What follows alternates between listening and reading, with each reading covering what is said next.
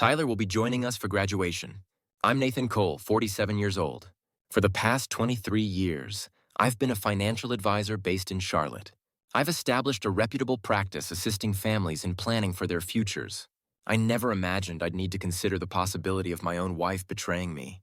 Lindsay delivered the news as casually as if she were discussing dinner plans, standing in the kitchen with her coffee mug, not even glancing my way. She simply mentioned it as if it were the most ordinary thing imaginable.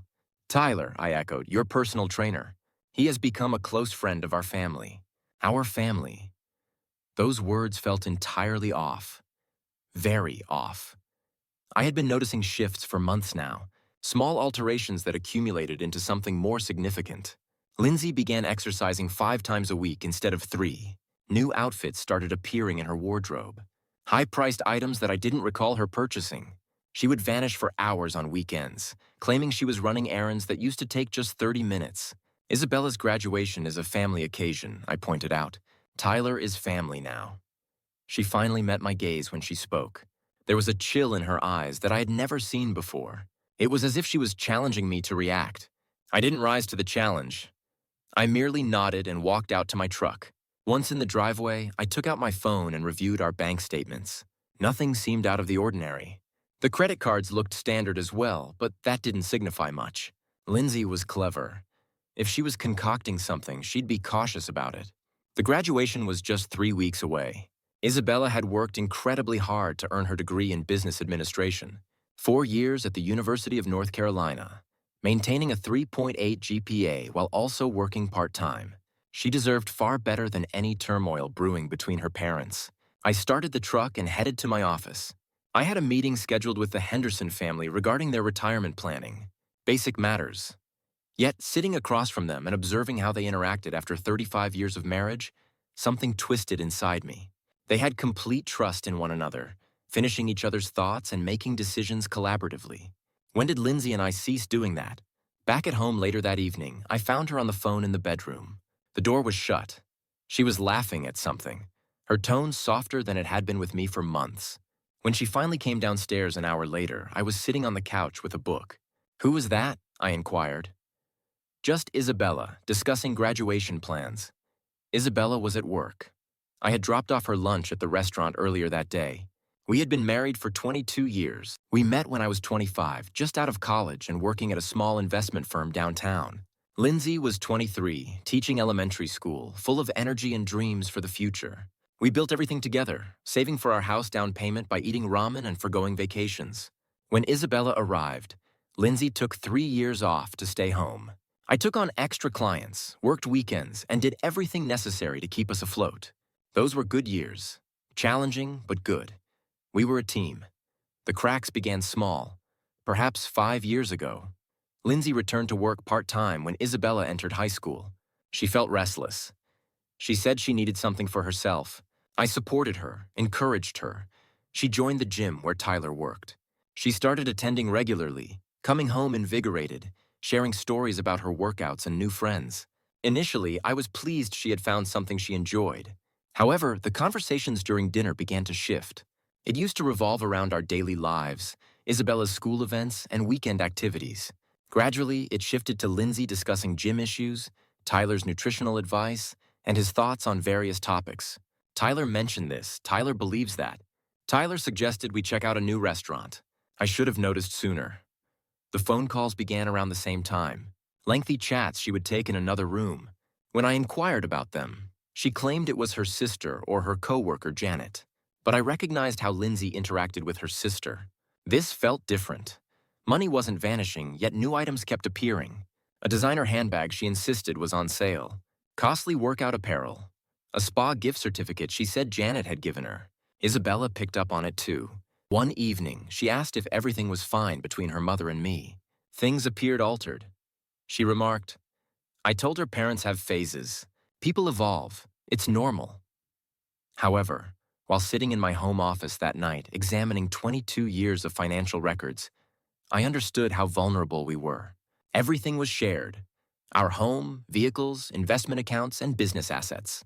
We had constructed our life believing we would always be united. The post-nuptial agreement we signed 8 years ago lay buried in my filing cabinet. It was actually Lindsay's idea. She had concerns about liability risks with my business. She wanted to safeguard our family assets in case anything went awry. The document was comprehensive, extremely detailed, with a clause addressing infidelity. I retrieved it and reread it, absorbing every word. Then I made a few calls. The confirmation arrived on a Tuesday morning. I was going through client portfolios when my phone vibrated. A text from an unfamiliar number, an image attached. Lindsay and Tyler at a downtown hotel restaurant, not facing each other like friends. They were side by side, his hand resting on her thigh, her head leaning on his shoulder. The message stated, "Thought you should be aware. Hotel security has more if you require it." I stared at the image for 10 minutes. Then I dialed the number. "This is Kevin Walsh. I handle security at the Marriott downtown. Your wife has been a regular here for around 4 months. Always in the same room, always with the same man. Why are you sharing this with me? My brother experienced a similar situation. I wish someone had informed him sooner." I expressed my gratitude and ended the call. The strange part was that I didn't feel anger. Not yet. I sensed something different. Relief, perhaps, as if I had been holding my breath for months and could finally breathe out. At least I had clarity now. I drove home early and parked my truck in the driveway. Our house appeared the same as ever, a 2-story colonial with blue shutters. The garden Lindsay had nurtured when Isabella was young. From the outside, we resembled any other thriving middle-class family. But everything had changed now. Isabella's car was absent. She was at her part-time job at the coffee shop near campus. Lindsay's car was missing too. Likely at the gym or the hotel. I stepped inside and made myself a sandwich. I sat at the kitchen table where we had shared countless meals together, made numerous decisions, and mapped out our daughter's future. The graduation invitation was stuck to the refrigerator with a magnet shaped like a mortarboard. Isabella had beamed with pride when she presented it to us. "I want both my parents there," she had said. "Front row, this is our moment. Our moment." I finished my sandwich and made my way to my home office, took out the post-nuptial agreement once more and scrutinized each line. Next, I opened my laptop and began creating lists, strategies for asset protection, trust setups, and necessary documentary evidence. I had dedicated 2 decades to assisting families in securing their financial futures. Now it was time to apply that knowledge for my own benefit.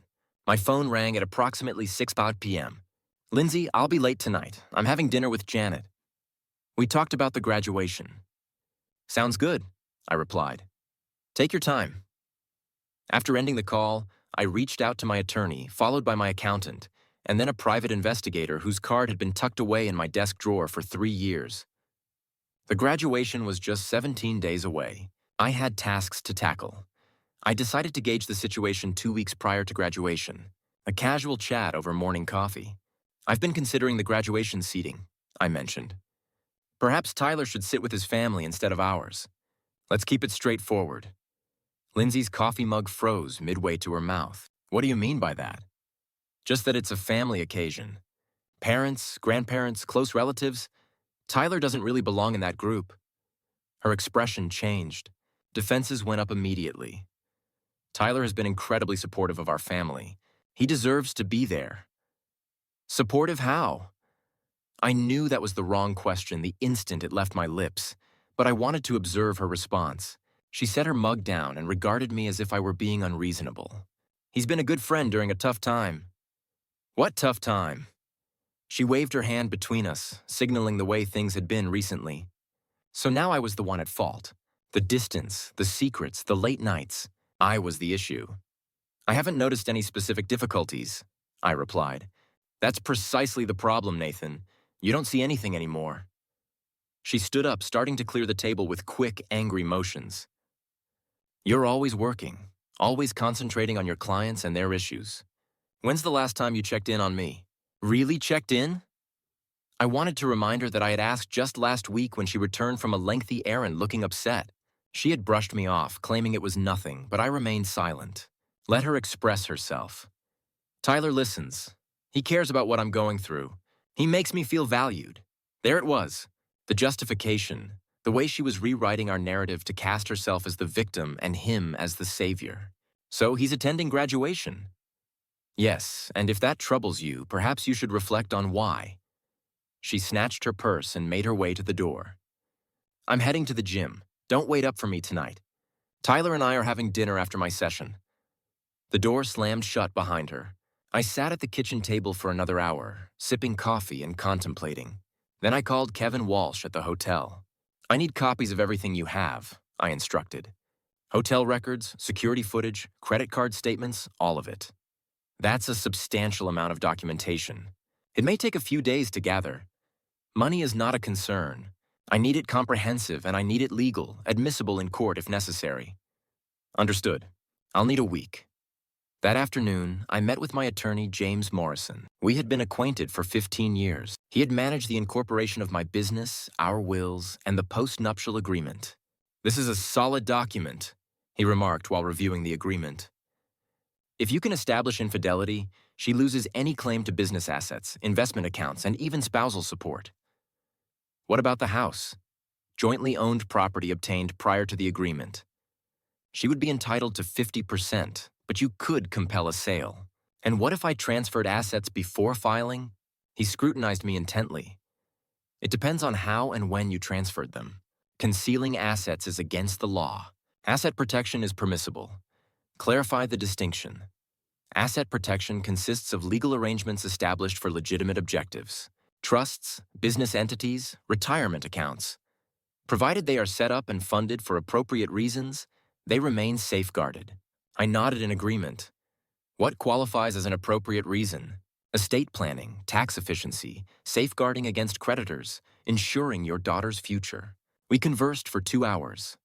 Upon exiting his office, I had a solid grasp of what actions I could and could not take. More crucially, I had a timeline. Everything needed to be arranged before I faced Lindsay. Once she became aware, I knew she would engage a lawyer and start fighting for everything possible. However, if the assets were already secured, already transferred into legitimate structures, there would be nothing left to dispute. That evening, I reached out to Isabella. How's school treating you? Is everything set for graduation? Almost finished with finals? I'm so thrilled, Dad. This feels like the start of everything. I'm so proud of you, sweetheart. Truly proud. Will you and your mom manage at graduation? I mean, things seem a bit tense lately. I shut my eyes. Smart kid, too smart. Everything will be all right, I assured her. This is your moment. Nothing will ruin that. Kevin Walsh provided the documents on a Thursday.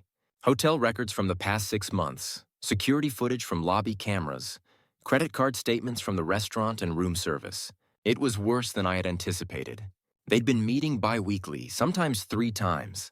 Always in the same room, always charged to an unfamiliar credit card. When I dialed the number on the card, it went to Tyler's voicemail. He was financing their affair. That hurt more than it should have. The footage depicted them arriving and departing separately. Cautious, methodical. This wasn't a recent fling that spiraled out of control. This was intentional, ongoing deceit. But the real blow came when I discovered the documents concealed in Lindsay's jewelry box. Beneath the earrings she never wore was a folder. Inside were printouts from real estate sites. Condos in Charleston, apartments in Asheville, all listed for rent, all circled in red ink. There was also a handwritten note in Lindsay's handwriting. Need to establish residency by June. Divorce filing in July. June was 3 weeks away. July was right after graduation. She wasn't merely having an affair. She was plotting her exit strategy. The confrontation at graduation was not going to be impulsive. It was going to be premeditated. I sat on the edge of our bed, clutching the papers, realizing for the first time how thoroughly I'd been deceived. The gym membership, the new wardrobe, the change in personality. Tyler wasn't just her lover. He was her plan for transition. And I was meant to be the unsuspecting victim when she revealed she was leaving. My phone buzzed. Lindsay, I'll be late again tonight. Tyler's assisting me in planning something special for Isabella's graduation. What kind of special? A surprise. You'll see. I had an inkling. After she ended the call, I contacted my accountant. Robert, I need to set up a trust. An educational trust for Isabella. I want to transfer some assets for tax reasons. What type of assets? An investment portfolio, some business interests, perhaps a property transfer. That's a considerable step, Nathan. Any specific reason for the timing? Estate planning. I want to organize things while Isabella embarks on her adult life. It wasn't a fabrication. Not entirely. We convened the following morning. Robert had prepared the documents overnight. establishing an irrevocable educational trust with Isabella as the exclusive beneficiary. I would act as trustee until she reached 30, but the assets would be hers. This arrangement shields the funds from creditors, divorce proceedings, and lawsuits, Robert clarified. After assets are placed in the trust, they are no longer part of your individual estate. What about the house? You could place your share into the trust, allowing your wife to retain her 50%, but she couldn't compel a sale without your daughter's approval as the trust beneficiary. I signed the documents that afternoon, allocated 60% of our investment portfolio to the trust, my portion of the house, 2 rental properties we possessed, and the business accounts. On paper, I had just given my daughter $3.2 million. In reality, I ensured that Lindsay would receive nothing. That evening, she returned home full of enthusiasm. "The graduation surprise is coming together wonderfully," she remarked. "Tyler's been incredibly helpful with the preparations." "I'm sure he has." She regarded me with curiosity. "You seem different these days, more at ease." "Just looking forward to Isabella's big day. It's going to be fantastic, a fresh start for everyone." She had no idea how accurate she was. During the final week before graduation, I finalized the last details. On Monday morning, I reached out to Kevin Walsh once again. "I need a witness statement, someone who can confirm what they saw if this goes to trial." "Already prepared," he assured me. "Dates, times, room numbers. I've worked in security for 12 years. I understand what lawyers require." On Tuesday, I met with the private investigator, Helen Torres. "Professional, meticulous, costly? I need proof of their public appearances together," I stated. "Restaurants, events, any place they might have been seen as a couple. How far back? 6 months? Everything you can uncover. Photos, witness statements, credit card transactions, all of it." She handed me a preliminary report that afternoon. 23 recorded instances where Lindsay and Tyler had been seen together outside the gym. Dinners, coffee shops, a weekend getaway to the mountains I had thought she went on with her sister. Her sister resided in Florida. On Wednesday, I had lunch with Isabella at the cafe where she worked. "Nervous about graduation?" I inquired. "Excited? A bit melancholic. This chapter of my life is concluding, you know." I nodded. I fully understood what she was expressing. "Dad, may I ask you something?" "Always." "Will you and Mom be okay after graduation? I mean, when I'm not around as often." "Smart kid, too perceptive. Sometimes people evolve in different ways," I replied. "That doesn't imply anyone did anything wrong. It simply means circumstances change." She stirred her coffee, contemplating. "Will you be all right? If things shift, I'll be fine, sweetheart. You needn't worry about me. Mom seems different lately. Happier, but in a way that doesn't involve you." I reached across the table and squeezed her hand. "No matter what occurs between your mom and me, it won't alter how deeply we both care for you. That's one thing you never need to fret about." On Thursday, I received the final documentation from Helen Torres. A thorough file, everything organized and cataloged, hotel records, security footage, witness statements, financial documents. I placed it all in a manila envelope and sealed it. On Friday morning, Lindsay was practically radiant. "Tomorrow's the big day," she exclaimed. "I can't wait for you to see the surprise. Should I be concerned?" She laughed. Actually laughed. "You might be taken aback, but ultimately, I think you'll feel relieved." "Relieved. We have both been putting on a facade for some time, Nathan. Tomorrow, that charade ends." She pressed her lips to my cheek. It was the first time she had done that in months. "Tyler will be here to pick me up in an hour. We're going to put the finishing touches on the surprise." After she departed, I strolled through our house once more. 2 decades of memories filled every room. Isabella's baby pictures adorned the mantel. Family vacations were captured in frames lining the hallway. Christmas mornings, birthday celebrations, ordinary Sundays that once felt perfect. It was a good life. It had been a good life. But that life concludes tomorrow. I contacted my attorney one last time. "Everything is set," James assured me. "The trust is established and documented. The paperwork is thorough. If she initiates divorce proceedings, she will discover that most assets are no longer considered marital property. And if she challenges it, the trust was created for valid estate planning reasons. The post-nuptial agreement is solid. She signed it voluntarily with her own legal counsel."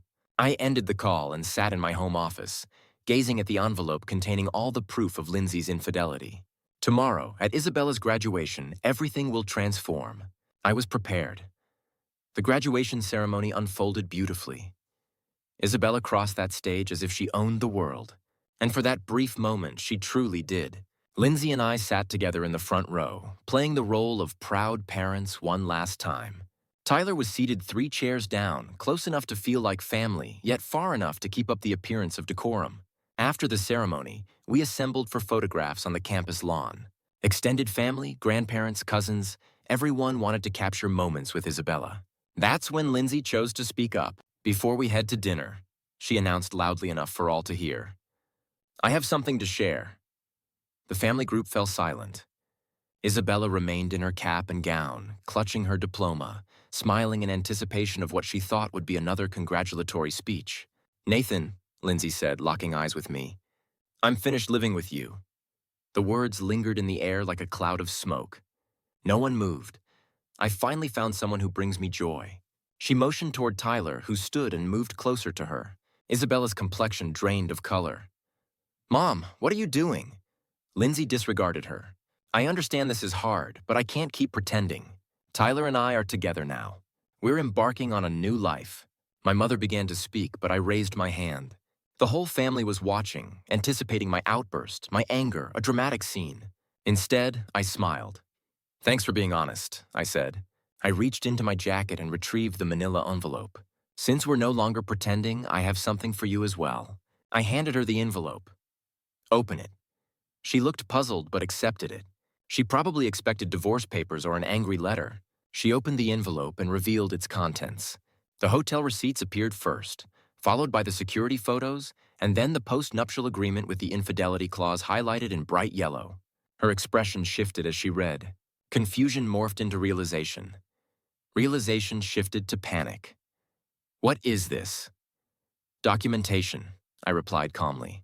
Hot records, witness statements, financial transfers, everything you've been doing for the past 6 months. She flipped through the pages, her hands trembling. The final page is especially intriguing, I added. Asset transfer documents. It turns out while you were planning your surprise, I was orchestrating mine. She discovered the trust documentation and read it twice. You can't do this, already did. Everything is now in Isabella's name. The assets, the rental units, my share of the house, everything is safeguarded. Tyler moved closer. What does that imply? I glanced at him for the first time that day. It signifies that the woman you are beginning a new chapter with has just lost access to $3.2 million.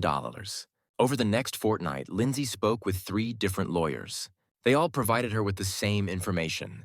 The post-nuptial agreement held up legally. The asset transfers were legitimate, and she had no basis to challenge either. She retained the house, her vehicle, and her pension as a teacher.